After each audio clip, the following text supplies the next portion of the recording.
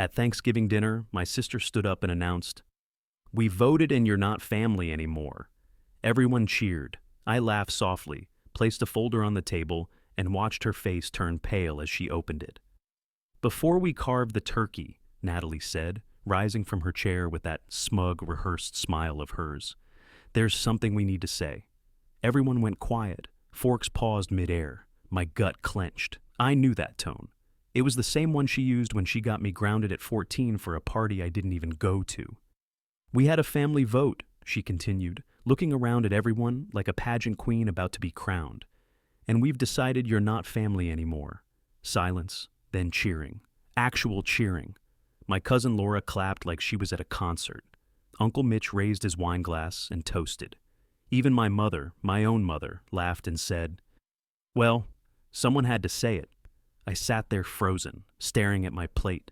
The stuffing had gone cold, but my blood was boiling. My dad didn't even look at me, just sipped his beer and muttered, "It's probably for the best." The room erupted in laughter and congratulations, like they'd just accomplished something heroic. 30 people, all nodding in agreement, all celebrating my exclusion from the family I'd been financially supporting for years. That's when my strategic mind kicked in. See, while they were busy patting themselves on the back for their little theatrical performance, they had no idea what they just triggered. I'm a senior financial analyst at Goldman Sachs, pulling in $340,000 annually, with an MBA from Wharton, and a network that includes some of the most powerful people in finance and law.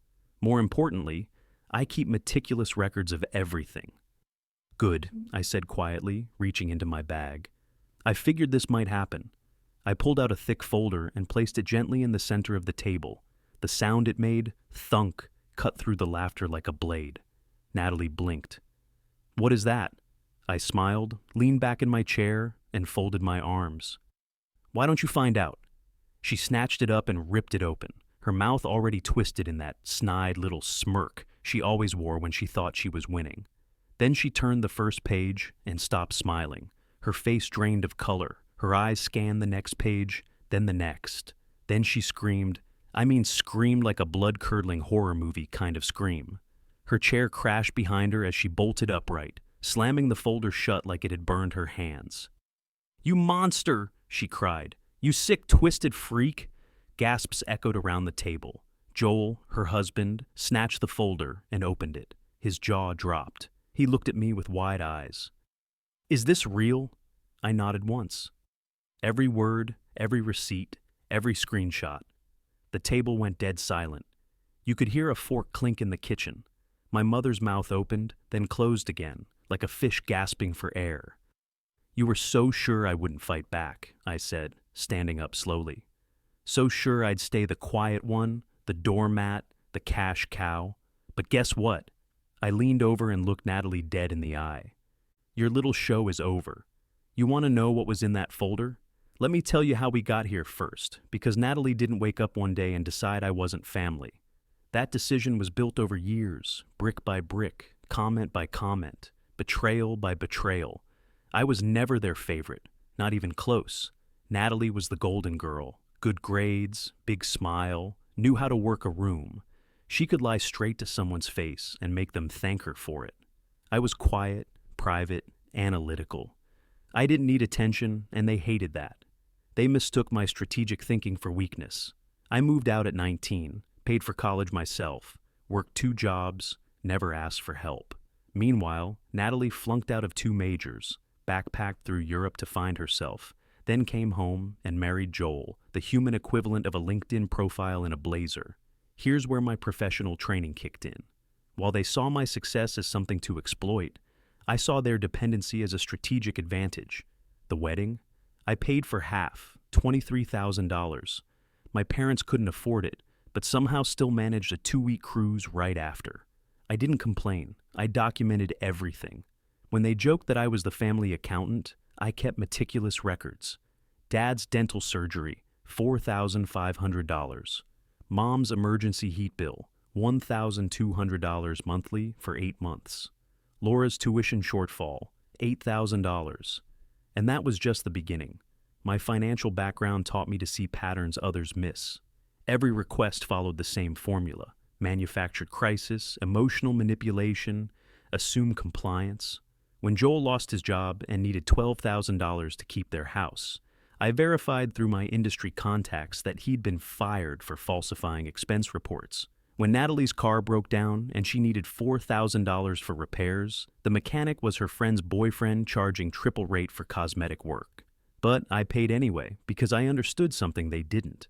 I was building a case file. See, in my line of work, documentation is everything. Every transfer got logged with date, amount, and stated purpose. Every text request got screenshotted. Every family gathering got mentally cataloged for comments and behavior patterns. Over 5 years, I'd sent them $78,000.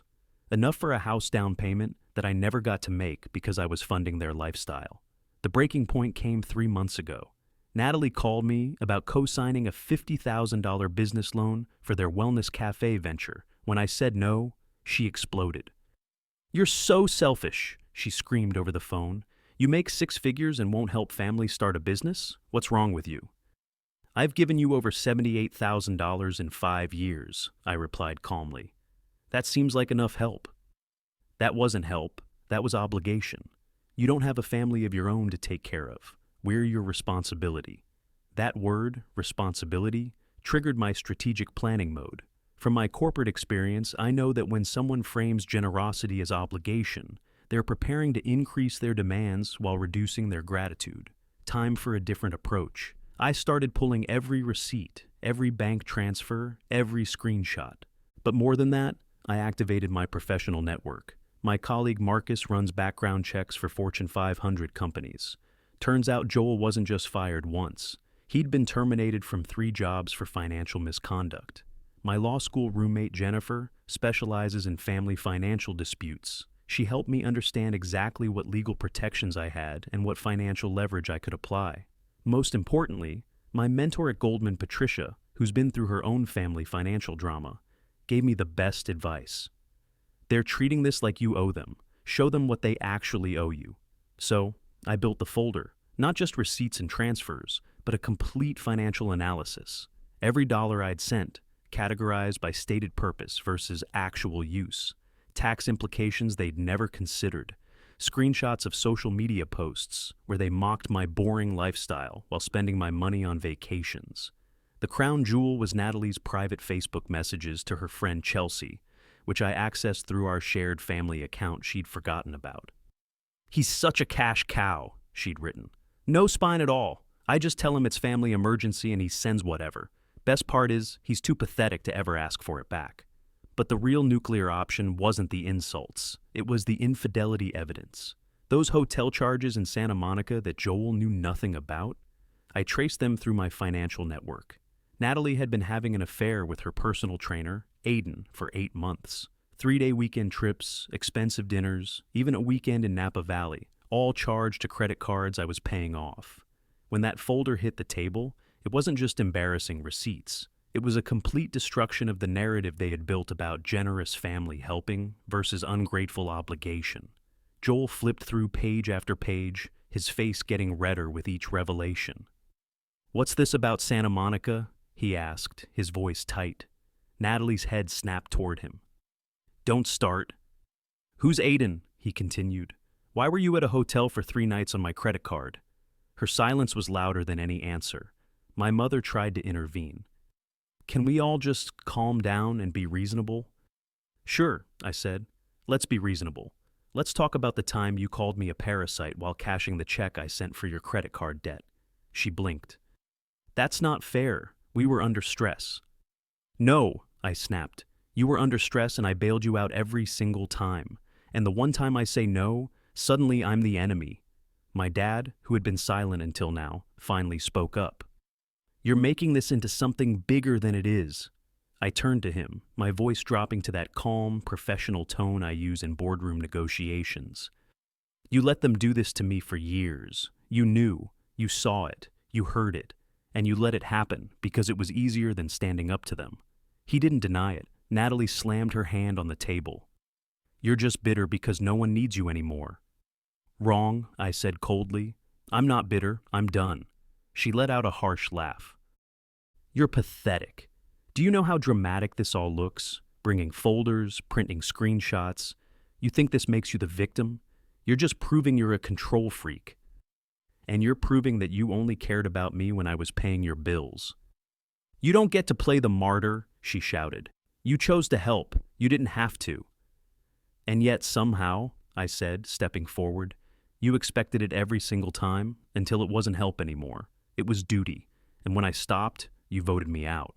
My voice cracked slightly, not from sadness, but from pure rage. You didn't want a brother. You wanted a wallet with legs. Joel stood up, holding the folder. Is this true? He asked Natalie. All of this? For the first time, she didn't have a comeback. No fake tears, no deflection, just silence. You lied to me, he said, about the hotel, about the money, about him. You made it sound like he was crazy. I had to, she exploded. He was turning everyone against me. I wasn't, I said. You did that all by yourself.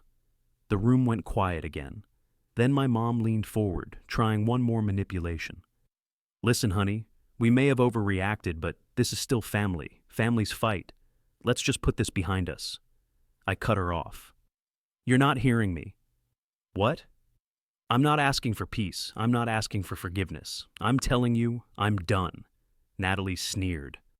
Oh, stop pretending like this is some big moment. You've said that before. I looked her dead in the eyes. Not like this. I reached into my coat pocket and pulled out another envelope. What now? My dad asked, clearly exhausted. I tossed it onto the table. Joel caught it before it slid off.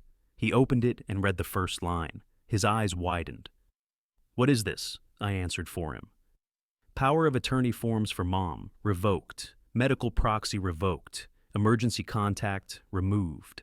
I've already signed the papers and filed them with my attorney. I am legally and emotionally no longer responsible for any of you. My mother gasped. You're cutting ties completely? Completely, I said. Starting now. You're being selfish, she said, tears forming. We made mistakes, but we're still your family. I turned to her, my voice dropping again, calm and final. No, you're not. I grabbed my coat, looked at them one last time, and walked out of that house, leaving them surrounded by cold turkey and ugly truths. As I stepped into the cold November air, I felt something I hadn't experienced in years. Complete freedom. The aftermath was exactly what my strategic planning predicted. Within hours, the financial reality hit them. Credit cards I'd been paying started getting declined. Mortgage payments I'd been covering came due with no backup plan. Joel filed for divorce within a week, taking half their assets and leaving Natalie with a credit score destroyed by her affair spending. My parents tried calling, texting, even showing up at my office. But I'd activated the final phase of my strategy.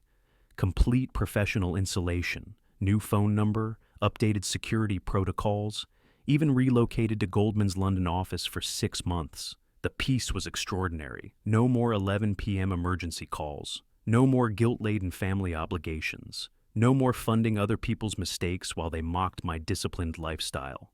Laura reached out after a month, apologizing for clapping when they voted me out. She'd had no idea about the financial support I'd provided over the years. Too little, too late. Uncle Mitch lost his house 6 months later when the mortgage I'd been quietly helping with went into default. He never knew I'd been covering the shortfall through my parents. My parents had to sell their house and move into a small apartment. Without my financial backing, their credit applications were denied everywhere. They sent letters, emails, even hired a family mediator to try to reconcile. I ignored them all. 6 months later, I received one final communication, a 3-word handwritten note from my mother. We're still family. I threw it away and made dinner. For the first time in my adult life, I wasn't surviving. I was living. And it was the best ROI I'd ever achieved.